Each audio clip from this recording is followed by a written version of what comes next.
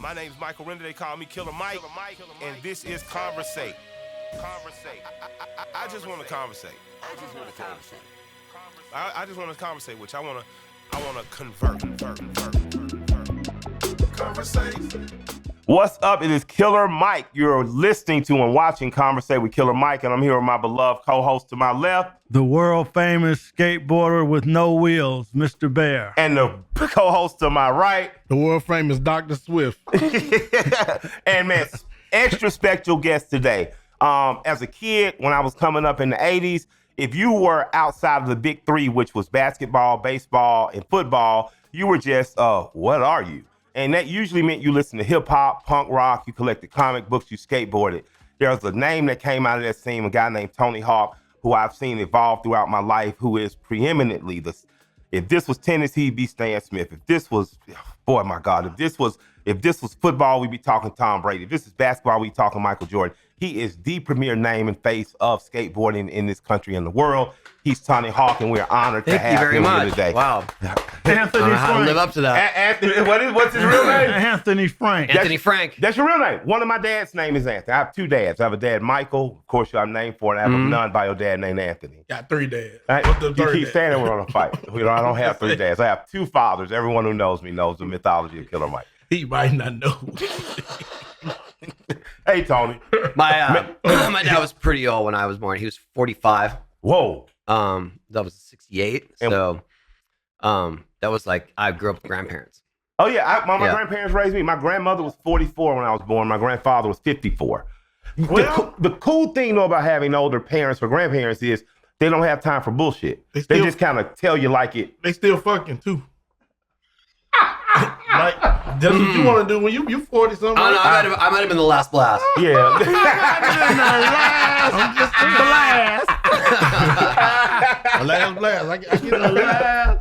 You think you got one more than you? How old are you now? Oh, I know I got. How old are you now? I'm 55. You think you got one more than me? Tony, What's that? You think you got one more in you? Oh, no, I made sure of it. You clipped? Yeah. Oh, shit. I ain't clipping shit. We have, between my wife and I, we have 6 kids and 5 adult children, 5 adult boys. Well, yeah, real My Brady daughter's bunch. 17. We're good. We have a grandchild. Yeah, okay. Oh, your grandpa now? Yeah. A lot of my rap homeboys are grandpas now. They eased into it really in a cool way. It's the best. Yeah, it is. It's the best. Could you get to send them home or? It's just the best. That's the best. You got one of you? Do I have another kid in me? You got one? Yeah. Nah. My pull-out game. I'm going to get I can't skateboard with the stick. I'm pull out. So my best friend from kindergarten is a former pro football player. His name's Robert Hicks. He played for old lineman for Buffalo. And he told me, he called me, he says, "Big dog." I says, "What?" He says, "Time we go." I said, "Where we going?" He said, "We're going to go do the buddy system. We're going to go get vasectomy." So I think this is the year I do it. I'm going to go call a homie. We're going to go on a homeboy hangout. Like and a go date? Yeah. Well, not a date, a hangout. Vasectomy date? I mean, I would be looking for hoes after you get the vasectomy. Nobody touching my ball but my wife. Yeah, you knew somebody that died from one though, right? Sort of, kind of, yeah. Yeah, because I was amped up to do it one year. He talks me out of it. Yeah. Yeah, I was calling. I was like, Swift. It was like a week or two later, complication, blood clot. Yeah, he so fucking died. happened. It scared the shit out of me. Now I'm scared to get one. You shouldn't. Just keep busting. I have a friend that it didn't really work. Oh, he still had one? Well, yeah. Had one down the line.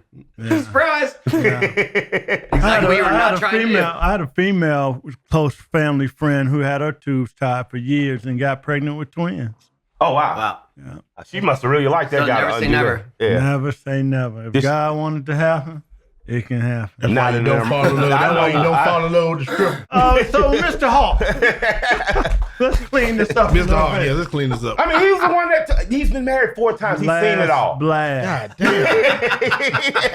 Yeah, we didn't. I didn't know. So should we talk not. about some marriages on the I skateboard? pictured you as the all-American, just square ass perfectly got it right, but you've made some mistakes. It's kind of like learning to skate. Yeah, I mean, well, and skateboarding teaches you got to keep trying.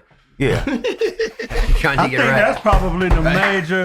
Yeah. That's probably the most talked about question of today. How do you keep going after obviously if you practice 10,000 hours, you fell down, hit the concrete 9,000 of those hours? Yeah. How do you keep going? What makes you still want to meet the concrete? I don't want to. It's just the most fun. It's the most fun I ever had as a kid. Like even when I first started, I was 10 years old. I felt this exhilaration, this freedom. The community was amazing. There was just all new, like there was music that went along with it. There was culture. I don't know. Whatever it was just spoke to me so deeply that getting hurt was just incidental So to making it work. let me ask you this. You just brought up something. You said, isn't it Bukowski who said, "Find what you love and let it kill you"? I think it may have been him, or maybe attributing it to him, but I definitely believe that. Find true love.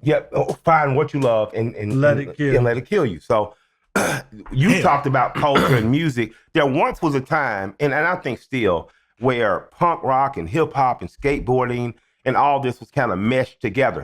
So you find skateboarding at about 10. Your dad's 45 when you had you, so I'm sure he's about 55 now. I'm sure he's like, I'm glad this kid found some shit to do. Yes. And also, that was the 70s, so we were pretty feral. Gotcha. Right? Yeah. No, there was no. It was just like, hey, he's got something to do. Go do it. See you in 10 hours. Yeah, maybe. Yeah.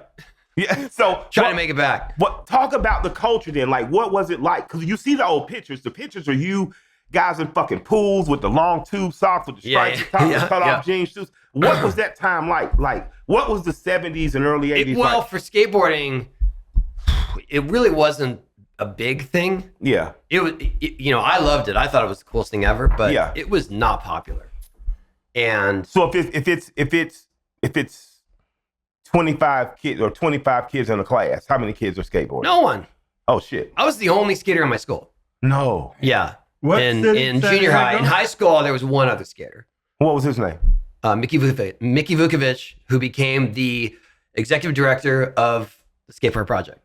So shouts out to Mick. So Mick is your homeboy. So Mick is like your Sleepy. My version of my homeboy Sleepy's just been with me from 7 years old up. So it's you and Mick are the only skateboarders in school. Yeah, and it was us against the world. I mean, we had to hide our skateboards before school. I got mine taken away from me because I was standing on it waiting for the bus. Really? And a teacher said, "No skateboarding at school." I'm not even skateboarding. They're like, "Your dad has to come pick this up," and I was like, "Oh, you're in trouble now," because they thought all parents were not down with skateboarding, and your dad was, and most weren't. Yeah. So this was like you being caught with a joint. Yeah, absolutely. Wow. Yeah. Wow. And then my dad came in, stormed in, like, "What the hell's wrong with you?" He wasn't even skateboarding. So how were you guys looked at? Let's put it this way: after our first year as freshmen, Mickey voluntarily enrolled himself in military school. Oh shit! And then I asked to be transferred to a nearby school district because we got bullied so badly. So when you say you got skateboarding? Because we're skaters. Yeah. So when you say you got bullied, are athletes fucking with you guys or regular kids fucking with you guys? I mean, it was the 80s, so like jocks and that's what I'm hard. Whatever, but definitely everyone. I mean, we were the lowest on the totem pole of cool. So really, y'all weird. Y'all just weird for skating. That's what they weird. That's total nerd. And also, like, haven't you grown out of that yet? Like, we're 14. Yeah. And also at that point, I was having some success, so I was traveling on weekends, winning events, signing autographs. Oh, so and then come back to school and like, oh, okay. Nah, man. You got haters. Haters, yeah. Okay. So the other school I went to, they were a little more skate friendly because they had a surf program at school. So that was pretty closely aligned. So I didn't get hassled as much there. The surfing guys look like fucking gods, though. When you look at the old pictures, like they're fucking blonde and soaked. And this is 82, so surfers were, So, and once this one surfer knew who I was kind of okay at school. He covered for me. Yeah. That's dope. So what made you know? Like, I can remember being 9 years old and I heard like the Fat Boys Run DMC, and I was just like, oh yeah, I know this is what I'm so. But my friends were so good at other things, I knew what I wasn't good at. My friend, we just buried his father last week. Cameron Dollar he knew through third grade he was going to win an NCAA championship. At 1920, he won an NCAA championship with UCLA. But he said it, I'm going to win the fucking championship. My friend Asha Jackson, who went on to become a Superior Court judge, he was like, I'm going to be a lawyer and judge. My best friend went on to be an offensive lineman. I was like, I'm good at none of that shit. I couldn't backspin. I was too chubby. So I was like, this rap thing is my thing. What made you know? I think the first time I went to a skate park, because I started skating, but it was just for transportation, just to school. I actually had paper route, and I would do the paper route on my skateboard. Oh, wow. And then eventually made my way to a skate park in San Diego. And back then, skate parks were private. You had to sign insurance forms and everything. Yeah. And I had to wait. I had to wait till I was 10 to even get to go. So I went, and when I walked through the doors, I saw people flying. I was like, this is it. This is it. Whatever. How do I do this?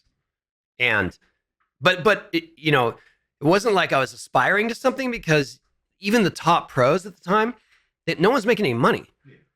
No one's rich or famous. You know what I mean? It's not making money enough to get to the event and back, or it's not making money.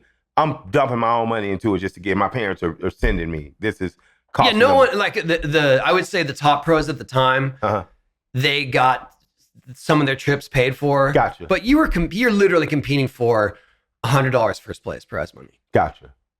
Yeah. Let me ask you a question. How do you become a pro? Who says you're a professional? Yeah. So, then, it's different now, but back then I reached the top of the amateur ranks after about my third year of skating. And what year is this? This would be 82. Okay. I started skating like 78. So my fourth year, but I reached the top of the amateur ranks, and it was kind of like my sponsor, Pal Peralta at the time, and even my peers were saying, you know, well, what's next? You got to go pro. Otherwise, you're just kind of phoning it in. Like you're just staying. You're the king of the AMs. You got to challenge yourself. And so at the next event, I'm filling out the entry form, my name and address, sponsors, and there was a little checkbox that said amateur and a checkbox that said pro, and I checked pro. And that was it. I was pro. Oh shit. That was it. Let me ask you this: How much? No, so, but just know, like, there's no contract, there's no bonus, there's no champagne. It's like now you're competing against the big kids. Yeah. So how much does technology play a part as far as like how good skaters are today and versus? Oh, like, it's paramount. As far as like it's paramount. Yeah. The way you had to learn. So, but I would say technology? more importantly that you can live anywhere and make a splash. Because back then you had to live in Southern California, or at least California. No, but I was just saying, like, from a standpoint, like, I'm a DJ, right? So right. Technology helped people become DJs versus like I started off with just records and this kind of turntables. Like how is that like in the skateboard well, I think it's world? more I'm talking about more like the social media aspect. No, but I'm talking about skills. I'm talking about skill set, like right. So but because the information travels so fast, I'm saying they make better skateboards. He's wondering if hardware is better. I don't. Yeah, the hardware isn't better, yeah. exponentially better. Yeah. No, it's still same construction, better shapes, better formulas for wheels and stuff like that. Barons At the end of the day, you just got to know how to do that shit. That's What all I'm I'm saying is back then, the best skaters for the most part were in California, and then people had to wait for magazines to come out to see what was happening in the skate scene, or a video to come out that would be out like a year after it had been started. Now, someone learns a new trick, boom, it's on social media. Anyone from Louisville, anyone from France can figure it out right then and there. That's what I mean is the difference. Right. Okay. Speaking of new tricks, do you remember a time where hip hop and punk and skateboarding were together? Yeah, I'd liken that more to early 90s. Give it to me. So in the 80s, all the skate parks that I went to back then were mostly in LA and San Diego. Gotcha. And you were originally from? I'm from San Diego. Gotcha. I still live in San Diego. I gotcha. Okay. But LA's a drive, and we would go to my dad would drive us to Reseda, Pomona, Marina Del Rey, whatever. But the soundtrack at those skate parks was always just punk rock music. Always. Gotcha. So that was the soundtrack to skateboarding as far as I was concerned. And then I would say after all the parks kind of closed, there was still that vibe. There was definitely like a skate punk genre that had emerged from all that. But then skating kind of went underground in the streets. A lot of East Coasters were more street bound. Yeah. That's when the hip hop really took over. Gotcha. Right. So New York, Zoo York, Shut. Yeah. Wu-Tang was everywhere at every skate event. And what's crazy is hip hop and punk and skating are pretty rebellious acts. Yeah. When you look at, I would say 70s, 80s, even early 90s, the expectation was you go to high school, you get a good job, or you go to trade school or college. You played it pretty safe on War to the American Dream. But the kids that were into punk rock, hip hop, and skating were rebellious. What fueled, I guess, your rebellion? Because you get fucking your skateboard took, you get fucked with enough and bullied. Yeah. You most people fold and say, fuck it. I think it's just because what it provided me that I never felt accomplished in anything like that. I never felt like I don't know, that sense of satisfaction and pride and confidence. I couldn't find that anywhere else, and I always found it in skating. And so, as much as I got bullied, I would just sort of zero in and lock in on my skating, and that was enough. So, what young Tony's here? You obviously fall in love and become obsessed. What is your day like? Are you just like, let me get this school shit through? I got some ideas I want to try. Back then? Yeah. Were you? Oh yeah, school bell rang. I was trying to get a ride to the skate park. Yeah. Until they closed, and both my parents worked, so try to get a ride home from them. As soon as the lights went out. Did you get in any trouble skating? Or did the community keep you count on? Yeah, I mean, I had my share of trespassing tickets and stuff like that. Right. Hopping fences, getting in pools. Shit. Yeah, that's the rebel shit. No skating here. But it was because the park started closing and we had nowhere to go. And so it was just like, we got to find something. So what happened? Was there a swell of popularity and parks happened? Yeah. And then popularity shrank and they start closing? Or did cities expanding or towns? It was more that the popularity started to shrink and the insurance costs skyrocketed. Gotcha. What kept you engaged if it started to shrink? I got lucky. I lived near one of the last parks that remained. Yeah. Del Mar Skate Ranch in San Diego. I mean, it was like one of 4 parks of all the U.S. So I just got super lucky. Gotcha. But we built our own ramps, and we to steal wood from construction sites, and someone would build a ramp in their backyard and the neighbors would get pissed, and like a month later someone else would build one. It was just like playing whack-a-mole. Trying to skate. I love the fact that kind of like when you hear, say, Outkast and who just got inducted to the Rock and Roll Hall of Fame, congratulations guys, when you hear those guys talk, you hear about them being in this crawl space that's a basement where it was still dirt floors and organized noise beating on machines. They were determined to do it regardless. There was a self-sufficiency in hip hop. Oh yeah. And skating has this DIY. Yeah, because people are building their own ramps. Yeah. People are like, how much did that teach you? Like in terms of it taught me everything. I mean, my whole approach to life is everything I learned from skating, and the fortitude and the perseverance and overcoming challenges, or just trying to subvert to doing something a different way. Yeah. And that's everything. Yeah. So the consistency of getting up and trying again. I guess that's the life lesson that I in anything. Yeah, I pull my kid, Malik, my oldest son, gets introduced to skating at 9 years old. He wants a board. I buy him a board. I remember I bring it to him for Christmas. I feel terribly guilty because I have to spend so much time on the road learning how to be an artist under the greatest rap group ever with these guys, Outkast. My kid, as I come back each week or weekend, is getting better and better and better. And I don't know where he ranks in skateboarding now, but what I know is he loved it so much, he never got in any trouble because of it. The trouble he did get into, I was more like your dad. Like, what the fuck are you fucking with him for? He's skating, And he gets hit by a car the day before he graduates. He gets hit by a car. He goes into the hospital and refuses to stay because he wants to make his mom and me and his family proud that he graduated. And he skated to and from his graduation. I was like, it's fucking amazing. That is wild. And he has bruises and shit, but I have always appreciated skateboarding for that. And when I was in a stumbling part in my career, there was an artist named Yellow Wolf from Alabama. Yep. He's an amazing rapper and entertainer, but he skated on Dobbins Block up in him and a guy named Newport's best friend. They all as a big community just kind of took me in. I ended up recording an album there with LP about a year or two later, and we became Run the Jewels not long after. So skating has meant a lot to me, even though I've only been on a board twice in my life, long enough to say this ain't for me. I feel like there are a lot of people that are in the orbit of skating that just appreciate what it represents. Yeah. And don't necessarily do it a lot or do it at all, but identify with the ethos of it. I played the shit out of Tony Hawk too, though. Shit, Lil Wayne. I was fucking crazy. Lil Wayne's skateboarder, right? Lil Wayne, the rapper. Yeah.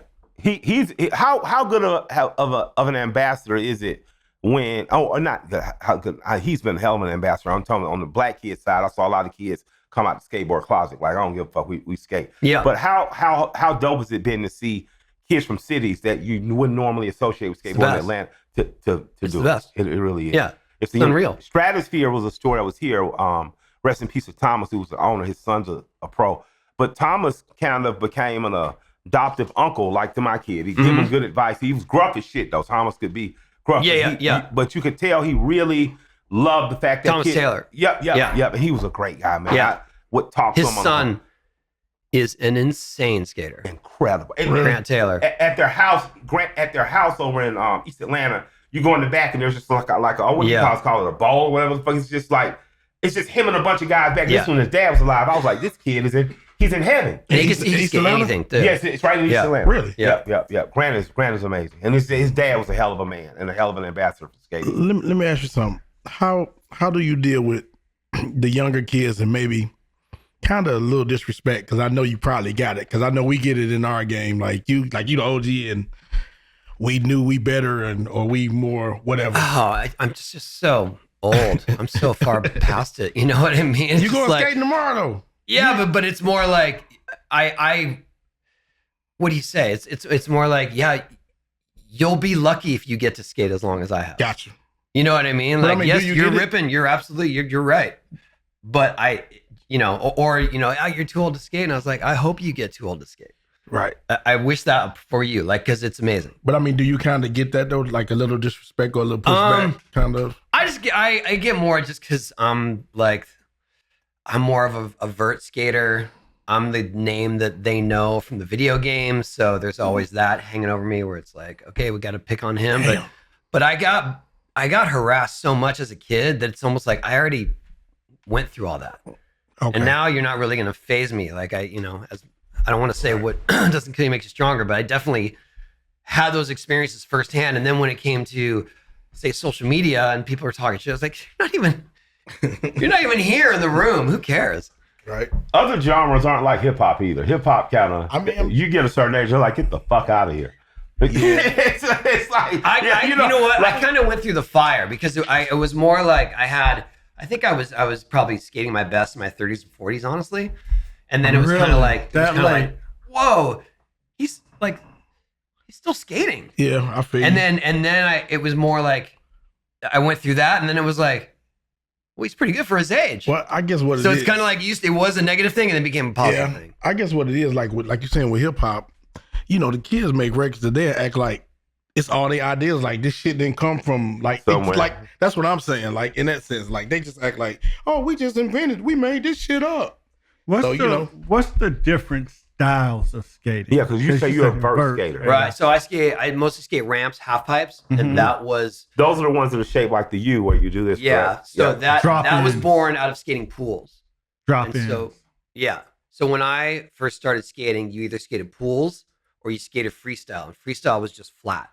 And flat meant there were no kickflips back then. So if it was like you were doing handstands and 360s and pirouettes and walking the dog, and I wanted to do the cool stuff. I wanted to fly out of the pool. So I chose to do pool skating. And then as skating progressed and people found how to use other terrain, street skating emerged from that.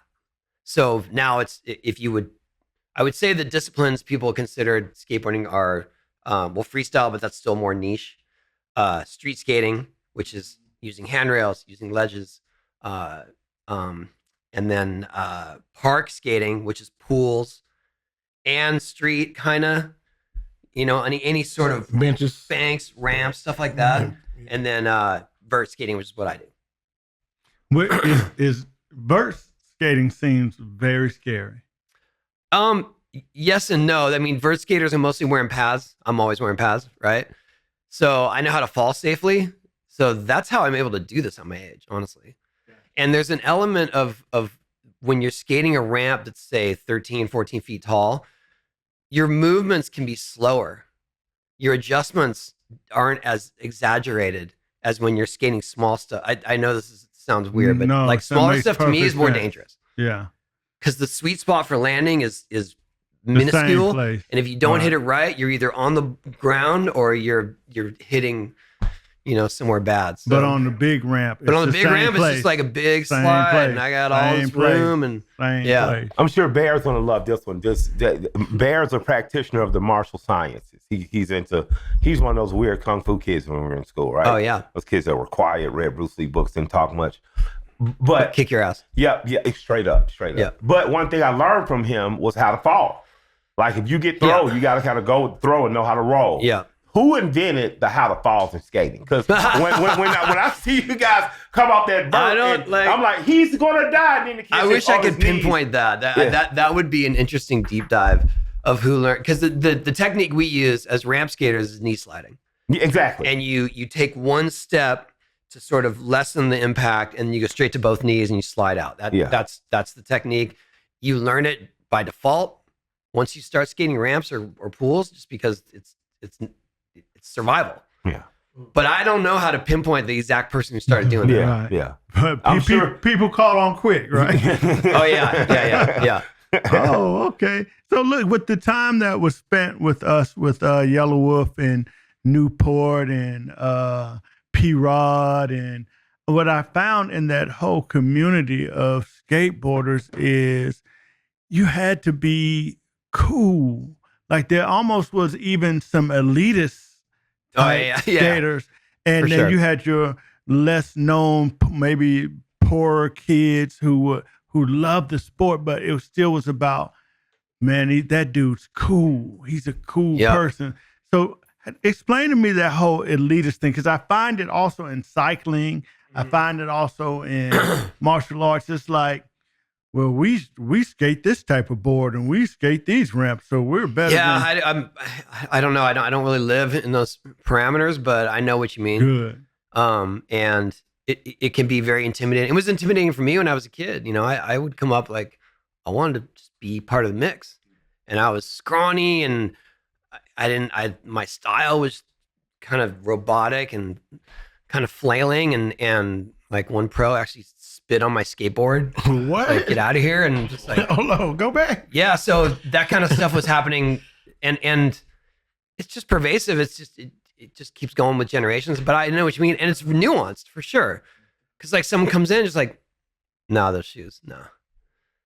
It's like, well, yeah, the fashion side of the skateboarding shit is serious too. It seems. Yeah, but I guess and has been proven with the success of Supreme and Palace, and it worked.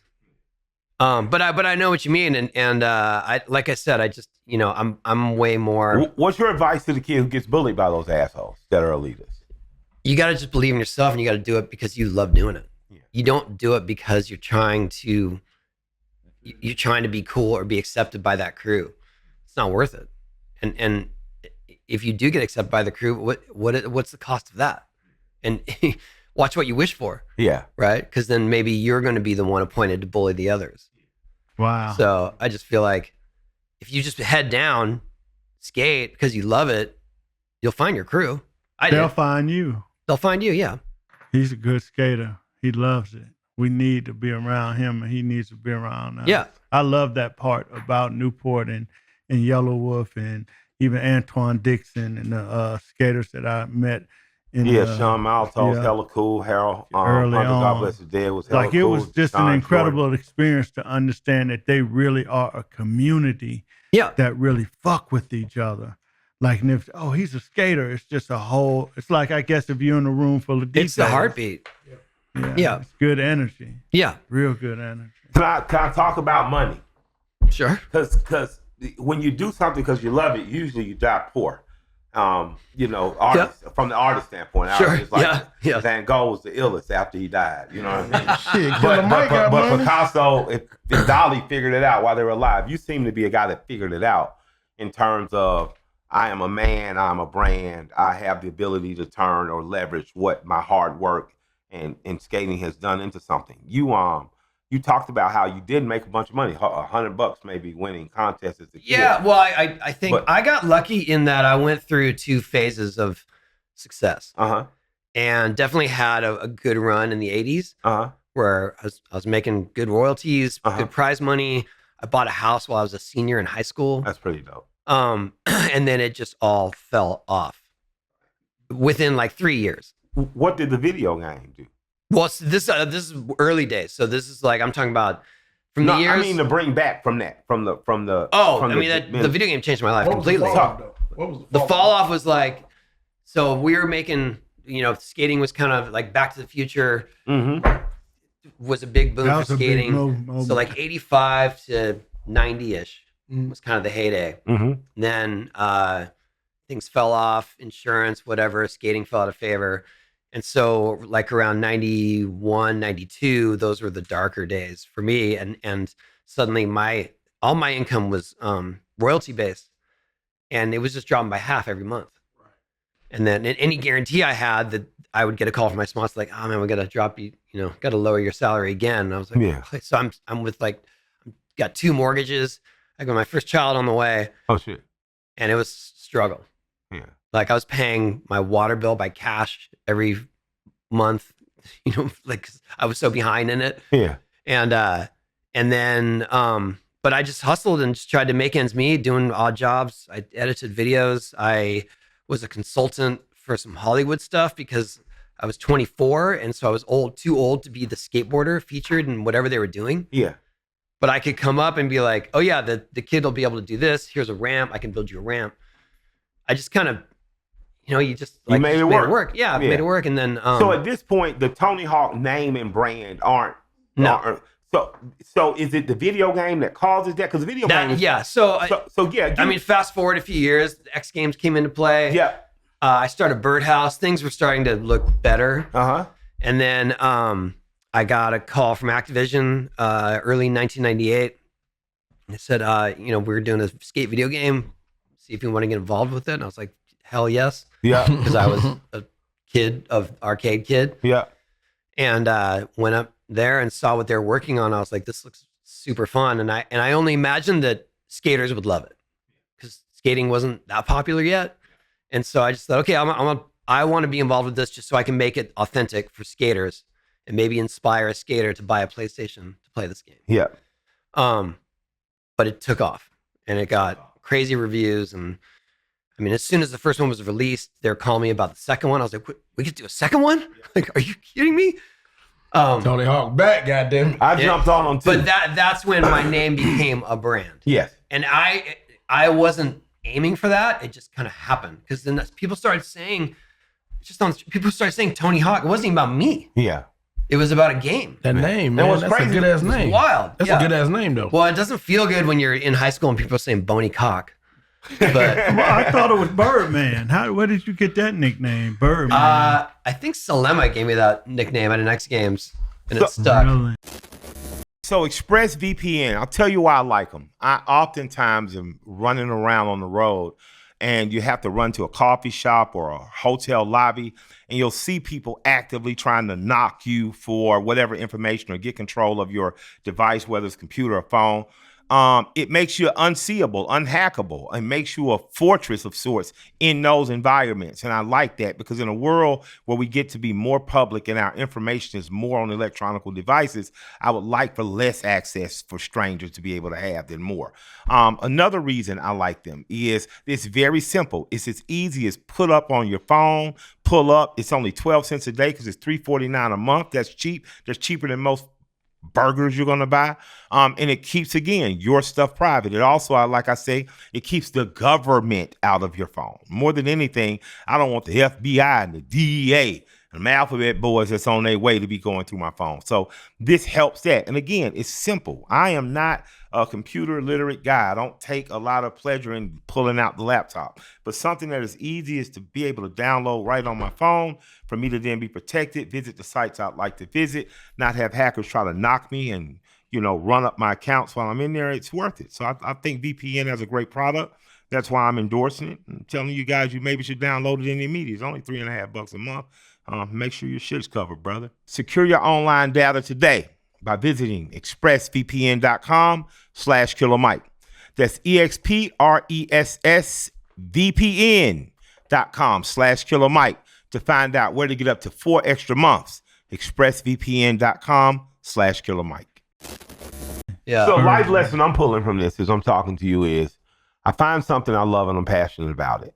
I find one other person in school who also gives a fuck about it. So we push through. I continue through it, get good enough to become popular at it. Even when its popularity diminishes, I stay steadfast in the thing I love. When I'm too old to be the guy, I consult the guys and add authenticity through consulting. And because you stayed plowing the field that you had helped to bring about, you get an opportunity with the video game. And the video game kind of rewards all the work seen and unseen that you've done. I never looked at that with that view, but I appreciate it. Yeah. But absolutely, I mean, and I, to be fair, I didn't just say like, put my name on it. Yeah, I was in it. I was playing ask it. a question. No, but I love it. No, but I didn't ask a question. What I said was the life lesson. Don't stop him. Yeah, first of all, we'll have a karate man here next week, and he'll be talking about the science of karate and what it has taught me and how to make love to my wife. Yeah, like I'm telling you, what your story, like, what the fuck you talking about? Yeah, what your story's telling me is that if I love something and I stay steadfast in it, and I adjust, and it doesn't have to happen the way I wanted it to. He thought booty music was going to take him to the top. It wasn't. It was not. Hey, man. Yeah, he actually thought he was going to be the new Duke. That's what killed your record then while you talking about shit. And now where are they? Back to the successful career of Michael and Tony. These two chumps. You thought, exactly. Mr. Hawk. Mr. Hawk asked you SAT questions. No, I'm not asking a question at all. Goddamn lie. What I was telling my audience was, the fuck? yeah, we're friends. What I was telling my audience was that even when Tony Hawk wasn't Tony Hawk, when he was Anthony, he still found a way to do what he loved within what he loved. And a reward came. A reward came as a result. It was never Anthony, but yes, you're right. We got Mr. Anthony. We got Mr. Anthony. And this is what black friendship. Yeah, this is what black friendship looks like. This is what I'm honored to be in the mix. Thank you. That's my partner. God, that's goddamn right. He's so smart. God damn. The black Einstein. We got you, baby. We got you. God damn. I can't talk to him some days. I can't even. We can't even fucking talk. You can't conversate. Mr. Hawk, we can't conversate. You can't conversate with your own friend. I got a call. I got to call him Mr. Hawk. I got This shit doesn't sound right. Mr. Anthony Hawk. Oh my God. I got a call a few years ago to be a part of the skate park project, to be on the board. And they were like, Mike, would you be interested in it? And I was like, my kid would kill me if I didn't. Damn sure would. And I got on a call with a bunch of other people who were passionate about helping kids from reservations to rundown areas get access to skateboarding. And you were the person on the call. You were changing the name from, I think it was the Tony Hawk Foundation one time. Mm-hmm. And I was like, first of all, some humble shit. I would have made sure everybody in the fucking world knew my name. I remember that. And Malik, and we told Malik, you better goddamn skate too. His son's serious with this. Listen, his dad trying to buy him a car. I skated with him, yeah. His dad trying to buy him a car. Like, you need a car. His mother talking, he want a skateboard. He gonna skate to work. All right, man, come on. But God damn, Malik. That project has taught me so much about the necessity of skating for working class and poor kids. And you making sure that kids have an opportunity to have quality parks, boards, what do they call it, hardware and stuff. I appreciate you for inviting me on the board and having this become part of my life. Your board and Ben from Ben and Jerry's and the High Museum are my three favorite boards. I'm on the High Museum of Art here. Thank you. I'm on Ben's marijuana company's board, and I'm on the skate park project board. How you get on all these boards? I guess people are bored. Well, I can tell you how you got on ours. How did I get on? We met at some concert, so I don't remember, in Pomona or something. Well, we might have been on a festival or something. You guys were playing. Yep. And you guys walked by with Zach De La Rocca. Yeah. My kids flipped out. They're like, "There's Run the Jewels, Zach De La Rocca." And I was like, "Well, let's go say hi." And then you locked in on me and said, "Hey, my son Malik skates, loves skating." Really, we got deep into skating, and then at some point, we were talking about board members of the foundation. I was like, "Hey, Killer Mike, like his son skates, and he's a great ambassador to everything he does." So, call came in. Yeah, I appreciate it. It's been one of the most rewarding boards. A lot of times you get on boards, you're like, "Why am I even here? I don't have anything to offer." But my son, through art, marijuana, and skating, have provided the 3x3 favorite board. So thank you for having me, man. Hopefully I'll be around a while. We get you on one of these gun boards. We ready Well, then, right? I don't want to do gun boards in here. Mr. Really? Tony. Yes, man. What are you trying to destroy me? Yeah, I'm black. I can't talk What about did Big guns. Boy say the other day? You jeopardizing my career. We're just trying to keep our. People know Have I it shoot. right. That's all they need. That's all we just wanna have it right. Yeah, I shoot. That's I mean, it. damn, you talk about it. I'm Mr. just, Tony, your influence and impact on skating. I'm talking. Your impact and influence on skating. Did you expect it to grow this big? Never. I could never imagine anything this big, or that I'd get to do it at this age. No, everything is just like incredible. What's been more of a surprise? The fact that your brand is essentially is a global brand, or you pulled off the 900. How long did you chase that whale? That was your Moby Dick, right? Yeah. Well, it was about 10 years. It's 10 years of chasing. Yeah.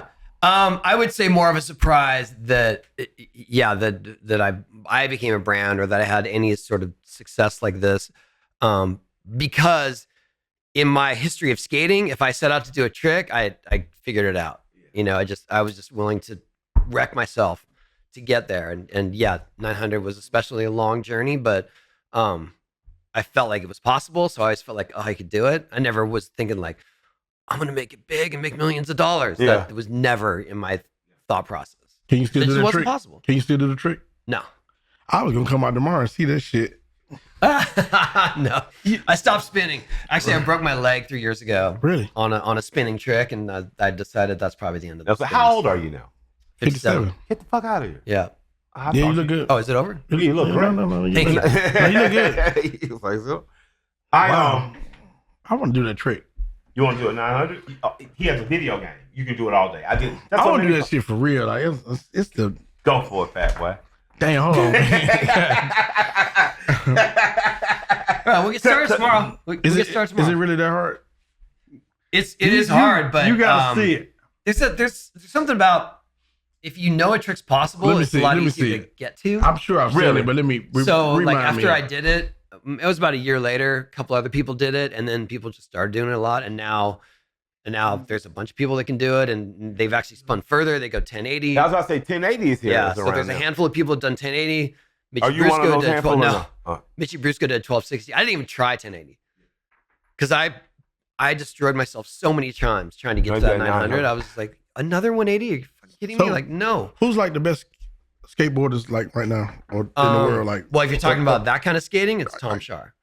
Mm. Tom Shar? Yeah.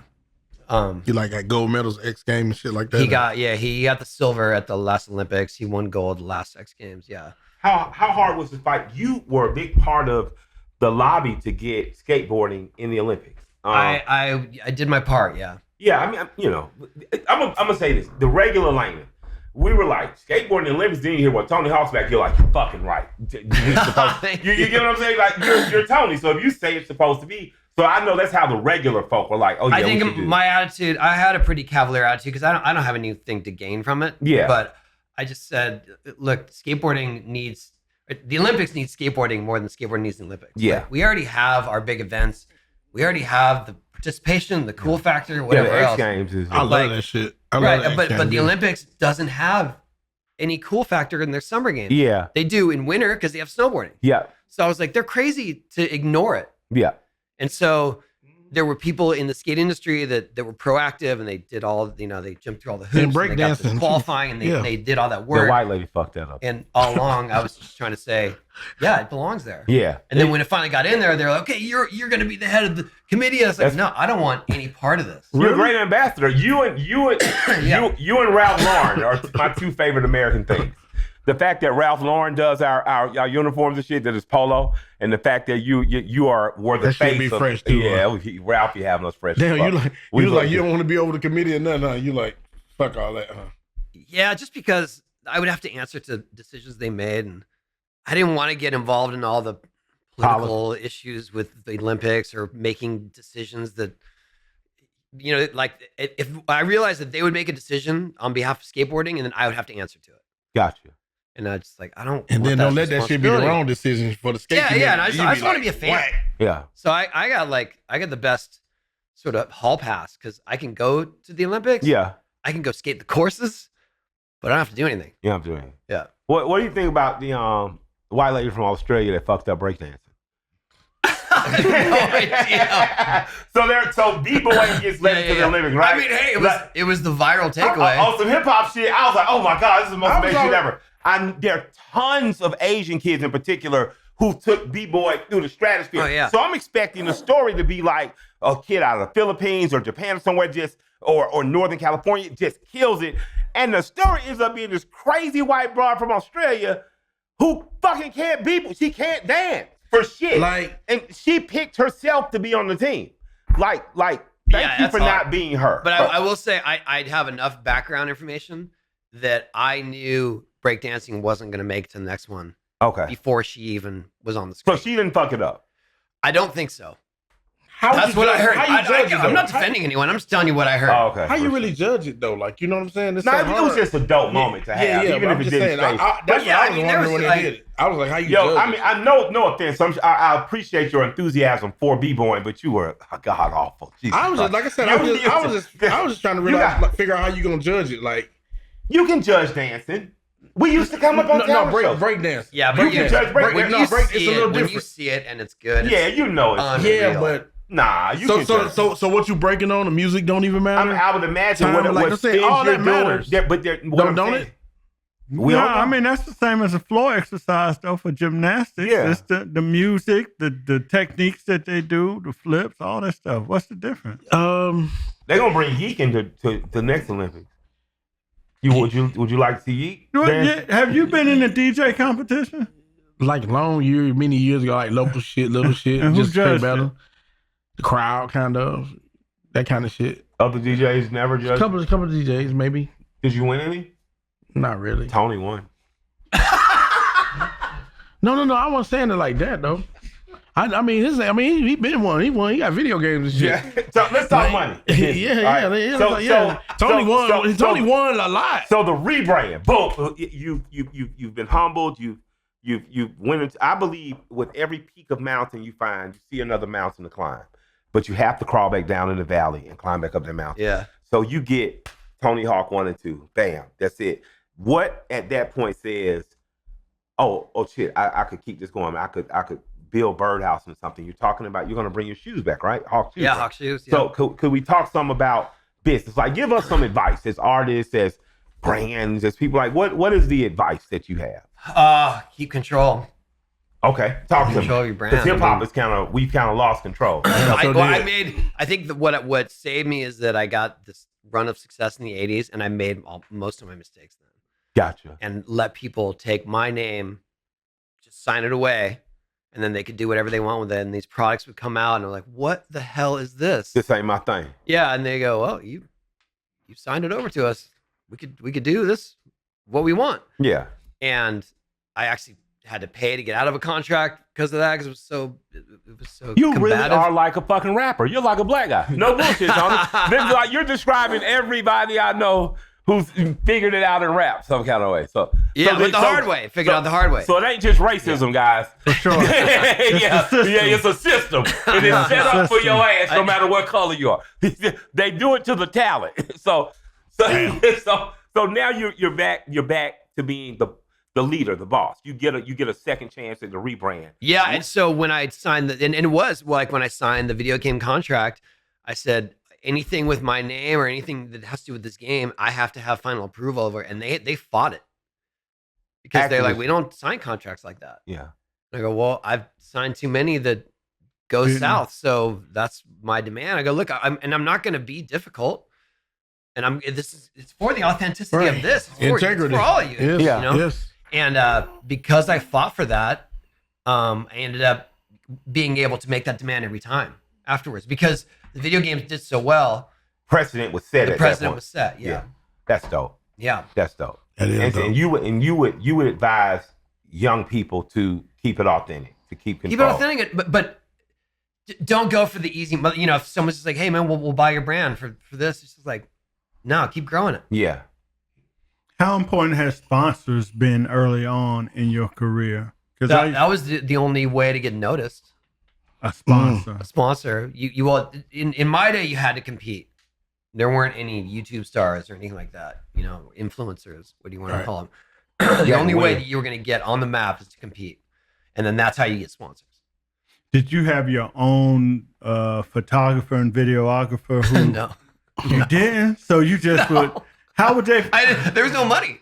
There was an amazing photographer. I want to know, Ramsey, you got that book? Yeah. There's There were photographers, and wanna- you hope that they pointed their That's cameras what I'm at saying. you. What I you- want to know what what you- you listen. Did you know this guy? Oh yeah, Glenn Friedman. Yeah, Glenn Friedman? legend. How important was Glenn and people He like documented. Glenn? He documented the early days of skateboarding, early days of hip hop. Yeah. Yeah, he was. Yeah.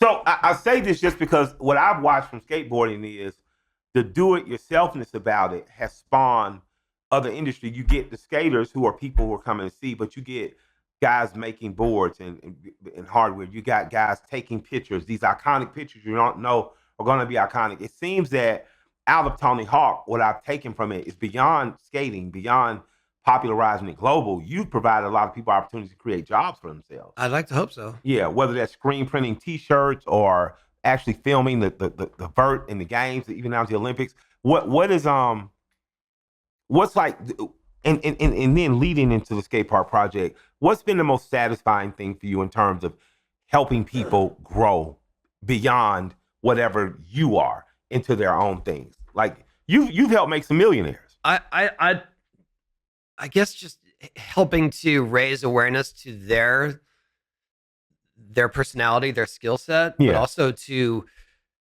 show them what their potential is. I think that's probably the proudest, beyond helping to fund public skate parks. It's more like, I was able to show this person they had way more potential. Yeah. It gets tricky though, because you can't be more excited for someone's career than they are. Bear You know talks what I about mean? that. He talks about dealing with artists. Sometimes the hardest part is you see potential in artists, you try to push them. They're only going to go as far as Sweet they want to Jesus. go. You That's ain't never as far lied. as they want to go.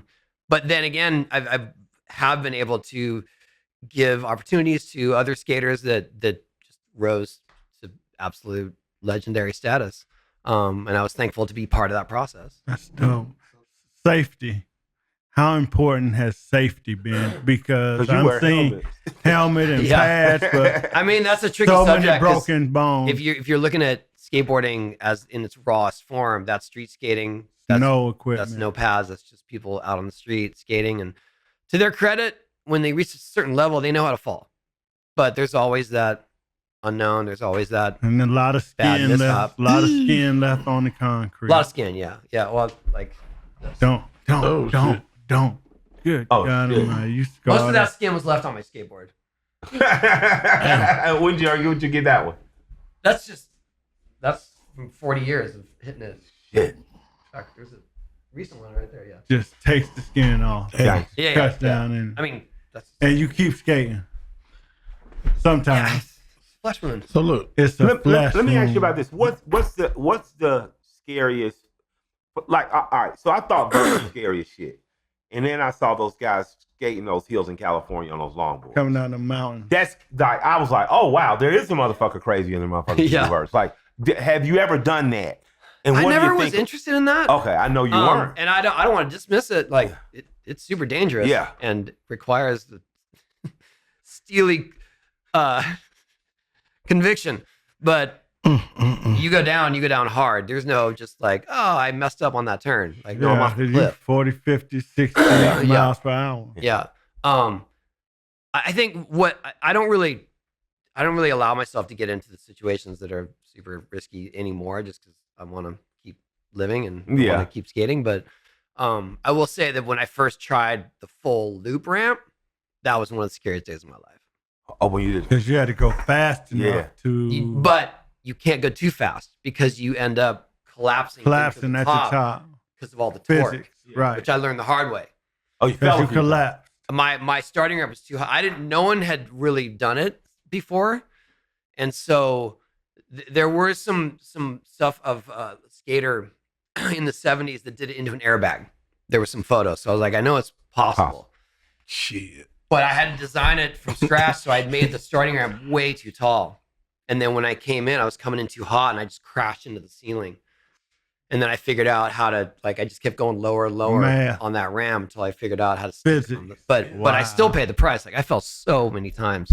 Is it any black skaters like in a professional ranks of skateboarding? I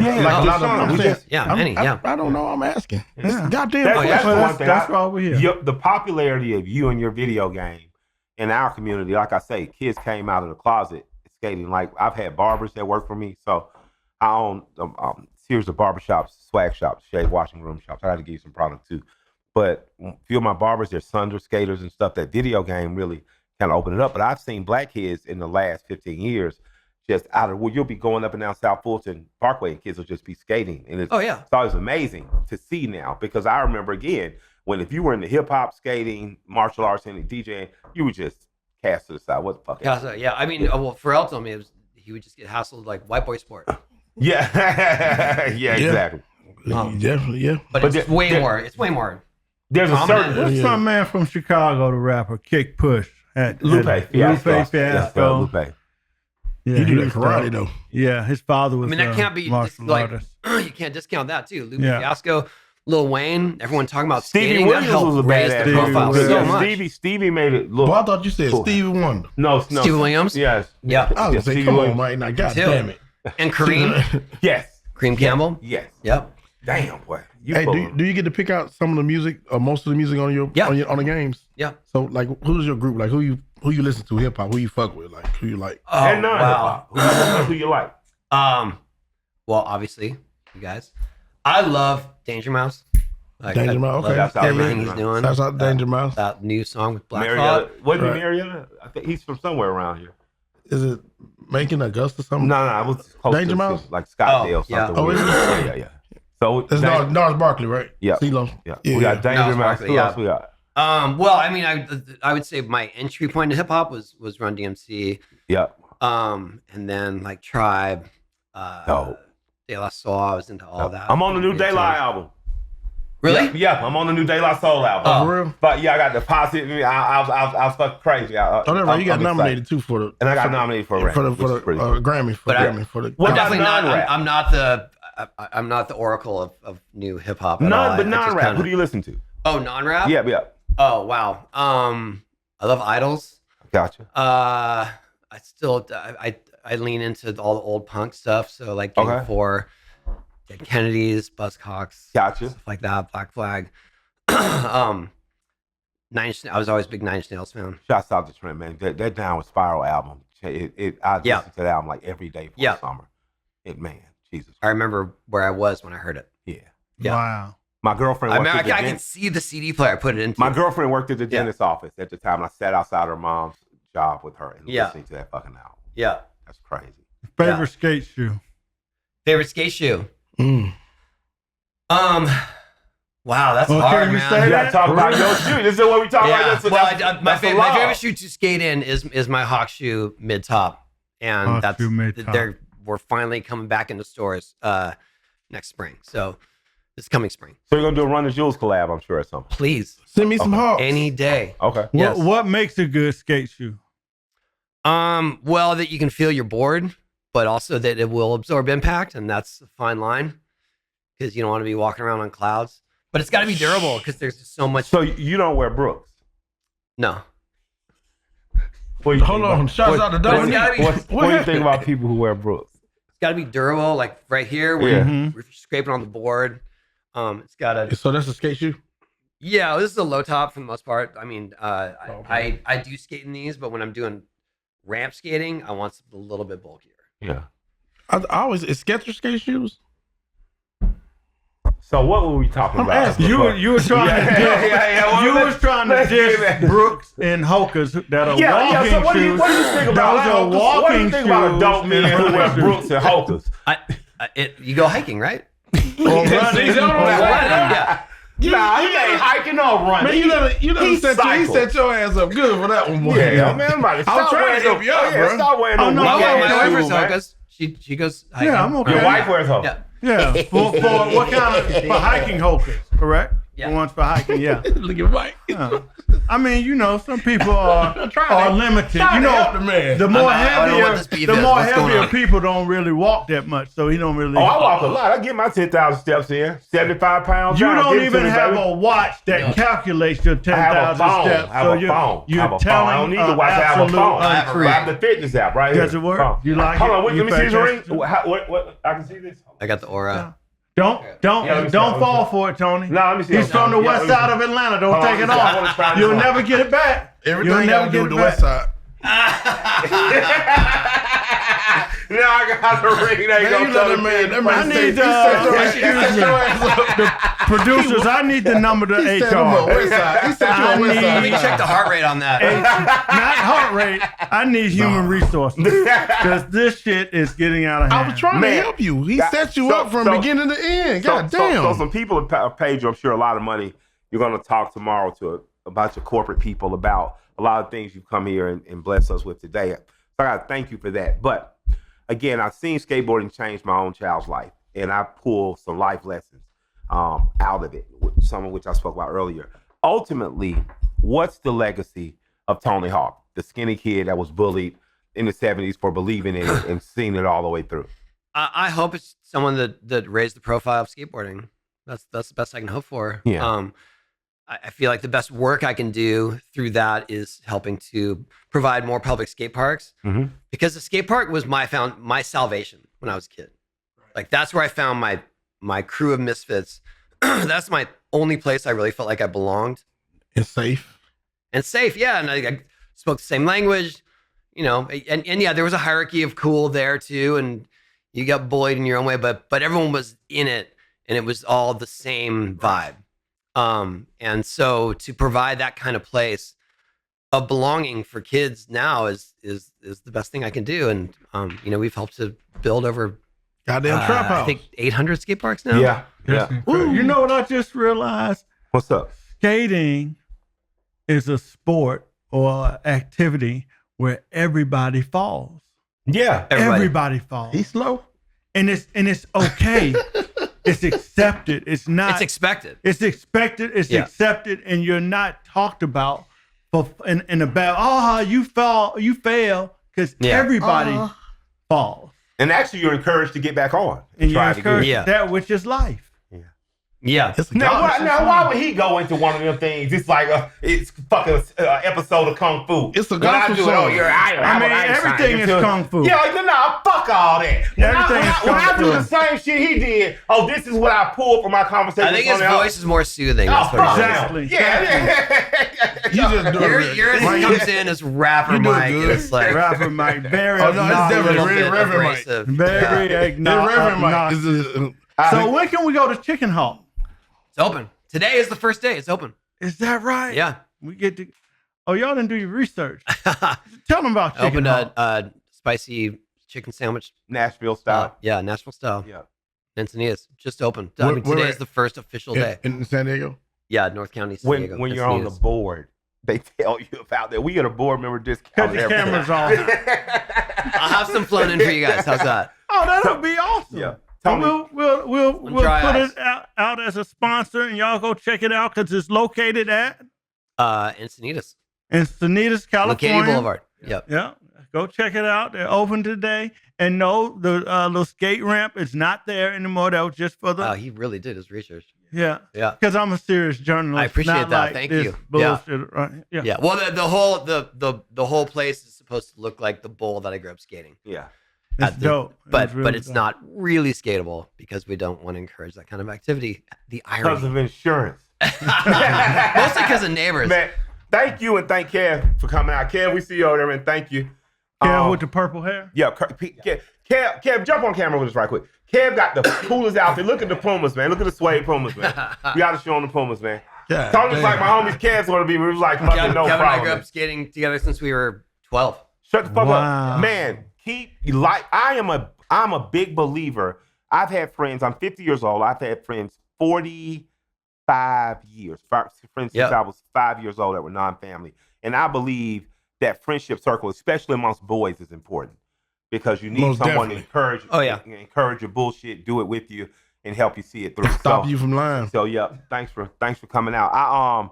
Man, we have so much fun doing these. Thank you. That was fun. You appreciate it. just called me out of nowhere, like, hey, I'm coming to Atlanta, and you just last night agreed to do it. Ramsey, our other executive producer and co-creator of the show, was just flabbergasted that you were coming. So I want to thank you because I know it's not the most convenient. My pleasure. To come from the airport to here. Yeah, it's fun. Check, you know what? I got I got a skateboard, an autographed skateboard by you. Really? Well, you sent it to Dre, and I think he left it at my house. I just never gave him that shit back. So, I got it. Just And keep with it. that, No, for real. we want to thank No, for real. Listen. Hold on. I'm gonna keep it real. Listen. Oh, Because I was man. like, I psyched him out kind of. I was like, I'm gonna put some wheels on the shit for you and shit. He's like, oh, all right, cool. I was like, yeah, I got some. Just leave it.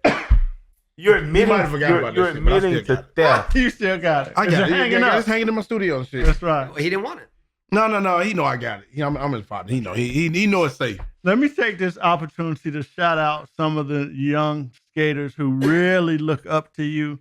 We called our friend Deshaun Jordan. Shouts out to Deshaun. Shouts out to Malta. Y'all can follow him on Instagram. But I asked him, I said, who are some of the dope skateboarders that are coming out right now? And he sent me Zion Wright, Zion F's, Jax Decker F's, Yeah, those Caleb little Barnett. guys. Yeah, and they're dope. dope. And you know about them. Oh yeah.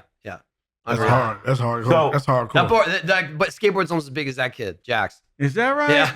Yeah. Jax Decker. That's a hell of a name. So I'd like to just give this up for locally, man. Stratosphere. Shouts out to Thomas. Shouts out to Grant for keeping it. You know, thanks. That's right, Killer. You did your fucking homework too. Because I actually live it. No, I'm just saying. Yeah. Kill it because you do what you have to do what. I live it. Hey, yeah, man. I'm actually on the board. Oh, shot fired. The skate park Hey, project. Charles. No one is safe. I want to encourage Damn. people to support the This skate is park not project. a safe place, This is is it? not a It is. safe It's- place. What do you mean This it's is Hey, not like I safe? said, I grew up in the 70s, 80s. There were no safe places. Yeah, we love It's you, okay. man. We're not gonna let nobody else talk shit about you. Prove that you love me. Prove it. We love you. We had the Karate Man here for you. A lot of them.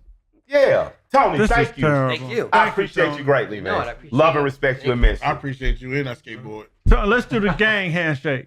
Oh man. No, I'm come just on. playing. Kev, thank you, man, for coming out and hanging out with us, man. And thank y'all for having the barbecue. Please have some barbecue. like- too. Yeah. Oh, shouts out to the pit Yeah, boss. it's like, it's, Yo, shouts out to Pit Boss Barbecue. My name's Michael Render. They call me Killer Mike. And this is Conversate. I just want to conversate. I just want to conversate with you. I want to convert.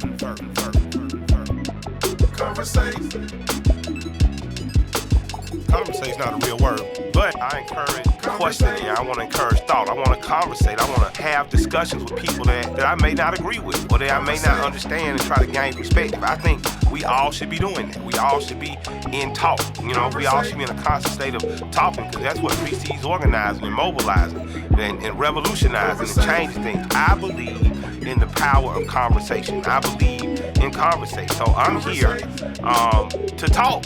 I'm here to talk and I'm here to listen and learn. And I'm here to have people impress upon me different ways and thoughts and mentality. I believe in conversation. I believe in jive, talking, and rapping. What they used to call it. I'm a rapper. I'm rapping. But before rappers were rapping over beats for money, I want to exchange some respect with one another. You know. So we're gonna conversate. We're gonna check it out. Yeah. Conversate with Killer Mike.